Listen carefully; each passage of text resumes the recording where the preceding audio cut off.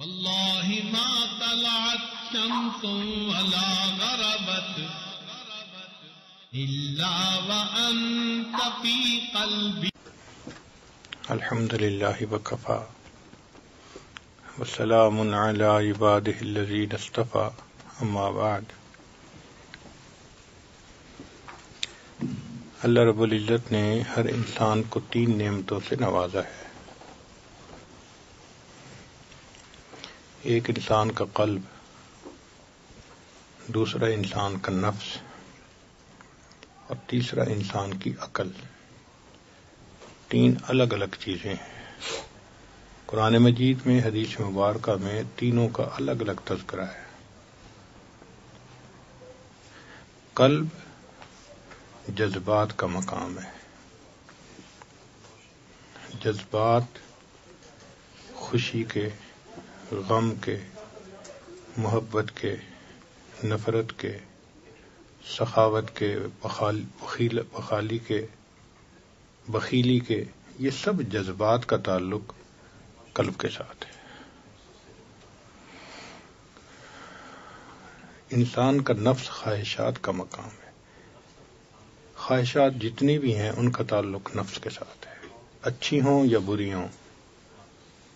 اچھی خواہش میں اللہ کا دوست بن جاؤں، تہجد گزار بن جاؤں، متقی بن جاؤں، مجھے جنت مل جائے، اللہ مجھ سے راضی ہو جائے. خواہش ہے مگر اچھی ہے، مستحسن ہے. اور بری خواہش، لوگ مجھے پہچانیں، میری مرضی چلے ہر کام میں. تو خواہش اچھی بھی ہوتی ہے، بری بھی ہوتی ہے. جذبات اچھے بھی ہوتے ہیں، برے بھی ہوتے ہیں. اور تیسری چیز ہے انسان کی عقل. عقل میتھ کو پروسیسر کی طرح ایک ایسا عضو ہے کہ اس کو جو جذبہ دے دو یا خیال دے دو وہ اس کو پروسیس کر دیتا ہے. وہ پروسیسر ہے صرف، اپنا کچھ نہیں. جیسی خواہش ہوگی ویسے خیالات پروسیس کرے گا، دل میں جیسا جذبہ ہوگا ویسی سوچ سوچے گا. تو وہ ان دونوں سے سگنل لے کے اس کو پروسیس کرتا رہتا ہے. چنانچہ نیکی ذہن میں ہوگی تو نیکی کے خیالات آتے رہیں گے، برائی ہوگی تو برے خیالات آتے رہیں گے. تو اصل جو نعمتیں بنی وہ 2 ہی ہیں، قلب ہے اور نفس ہے. اور انسان کی اصلاح کے 2 ہی طریقے ہیں، یا اس کا نفس سنور جائے یا اس کا قلب سنور جائے. اور دونوں کی دلیل قرآن پاک سے. اس لیے تزکیہ نفس کا تذکرہ، قد افلح من تزکا. تحقیق فلاح پا گیا وہ جس نے اپنے آپ کو ستھرا کیا. یہ نفس کا تذکرہ ہے. وَنَفْسٍ وَمَا سَوَّاهَا فَأَلْهَمَهَا فُجُورَهَا وَتَقْوَاهَا قَدْ أَفْلَحَ مَنْ زَكَّاهَا. تو گویا نفس کا تزکیہ ہونے سے بھی بندہ سنور جاتا ہے. وَمَنْ تَزَكَّى فَإِنَّمَا يَتَزَكَّى لِنَفْسِهِ. جو ستھرا ہوا اپنے لیے ستھرا ہوا. تو یہ بھی ضروری ہے. اور دوسرا ہے قلب کا سنورنا، منور ہونا، ٹھیک ہونا. یہ بھی ضروری ہے. چنانچہ قرآن مجید میں بھی بہت ساری جگہوں پر قلب کے بارے میں فرمایا.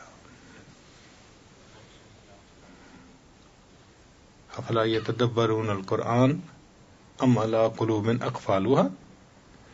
کیوں یہ قرآن مجید میں غور نہیں کرتے؟ کیا ان کے دلوں پہ تالے لگے ہوئے ہیں؟ تو دلوں کا تذکرہ حدیث پاک میں بہت وضاحت سے بتایا. ان فی الجسد بنی آدم لمضغہ اذا فسدت فسد الجسد کلہ واذا صلحت صلح الجسد کلہ الا وہی القلب. تو قلب کے سنورنے سے انسان کا سنورنا یہ بھی قرآن و حدیث سے ثابت ہے، اور نفس کے سنورنے سے انسان کا سنورنا یہ بھی قرآن و حدیث سے ثابت ہے. 2 ہی طریقے ہیں. اللہ رب العزت کی مشیت نے پسند کیا کہ انسان شروع سے نفس کا تزکیہ کریں، مجاہدہ کریں اور اللہ کا قرب پائیں. چنانچہ شروع سے لے کے تاریخ انسانیت کو پڑھ کے دیکھ لیں، نفس کے مجاہدے رہے، اس لیے کہ یہ نفس اللہ کا سب سے بڑا دشمن ہے. کائنات میں کسی بت کی اتنی پرستش نہیں کی گئی جتنی پرستش اس بت کی گئی ہے، نفس کے بت کی.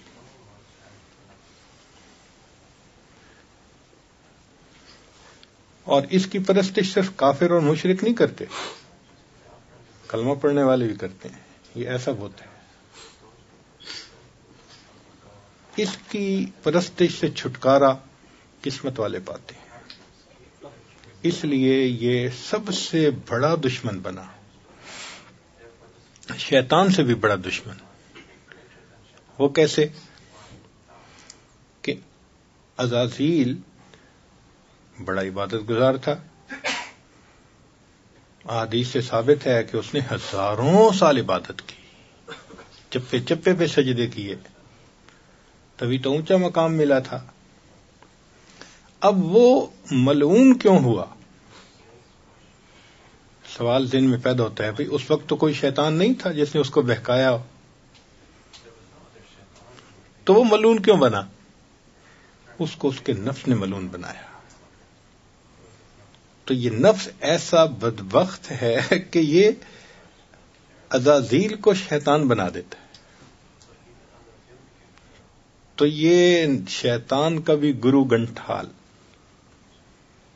سب سے بڑا. تو شیطان ہمارا دشمن، نفس اس سے بڑھ کر ہمارا دشمن. اس لیے ہمارے مشائخ فرماتے ہیں کہ اے دوست، تو نفس کو پالنے میں لگا ہوا ہے اور نفس تجھے جہنم میں دھکا دینے میں لگا ہوا ہے.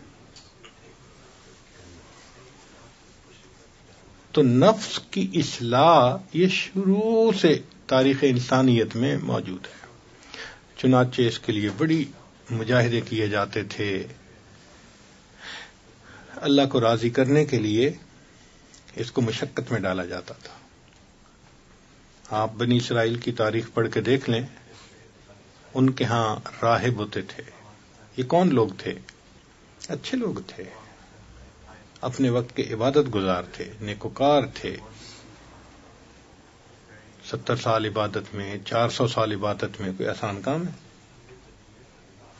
400 سال.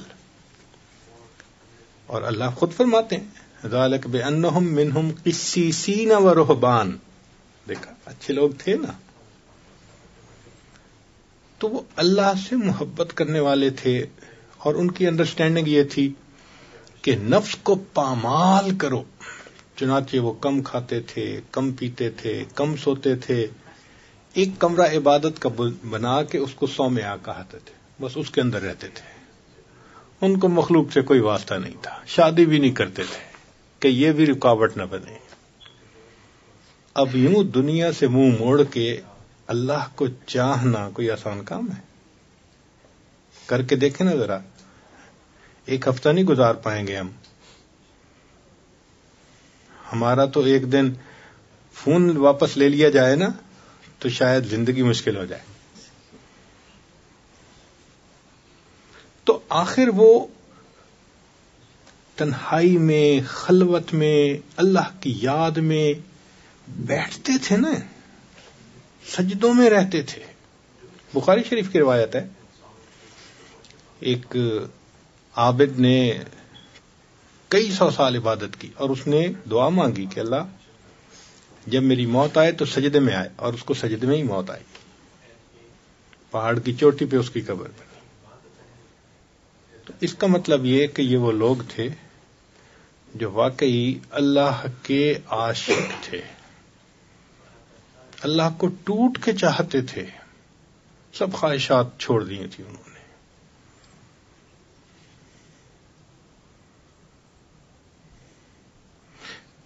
مگر وہ ایک قدم اور آگے بڑھ گئے کہ یہ تو کہیں نہیں کہا گیا تھا کہ تم شادی نہ کرو، لوگوں سے رابطہ نہ رکھو، تم اللہ کے قریب نہیں جا سکو گے. یہ انہوں نے خود گھڑ لی تھی. یعنی نفس کا مجاہدہ تو شروع سے کہا گیا تھا، مگر اس مجاہدے میں اتنا آگے بڑھ جانا کہ بالکل ہی بے تعلق ہو جانا، یہ والرہبانیۃ نبتدعوها، یہ بدعت تھی جو انہوں نے بنا لی تھی، مگر محبت میں کیا تھا۔